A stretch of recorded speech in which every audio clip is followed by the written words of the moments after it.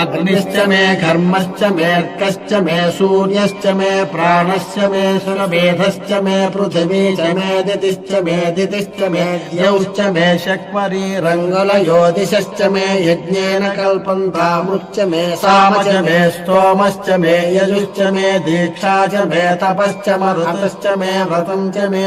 रात्रयोर्वृष्ट्या बृहद्रदन्तरे च मे यज्ञेन कल्पेताम्